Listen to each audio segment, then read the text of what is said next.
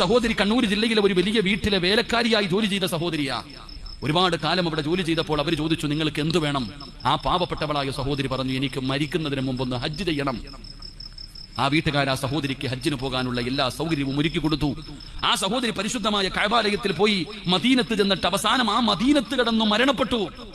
എന്റെ സഹോദരിമാരെ, ആ സഹോദരിയുടെ ടെൻഷൻ എന്തായിരുന്നു? റബ്ബേ, എനിക്ക് എന്റെ മയ്യത്ത് കുളിപ്പിക്കാൻ, എന്റെ മയ്യത്ത് പൊതിയാൻ, എന്റെ മയ്യത്ത് ചുമക്കാൻ, എന്റെ മയ്യത്ത് നിസ്കരിക്കാൻ, എന്റെ ഖബറിന്റെ ചാരത്ത് വന്ന് ദുആ ചെയ്യാൻ. എനിക്ക് മക്കളില്ല, എനിക്ക് ഭർത്താവില്ല, എനിക്ക് കൂടപ്പുറപ്പില്ല, എന്റെ മാതാപിതാക്കളില്ല, ഞാൻ ഒറ്റയ്ക്ക്, അല്ല എനിക്ക് ആരുമില്ലെന്ന് സങ്കടപ്പെട്ട് നടന്ന ഒരു വീട്ടുജോലിക്കാരിയായ ഉമ്മയ്ക്ക് അല്ല കൊടുത്ത സ്ഥാനം നോക്കടോ.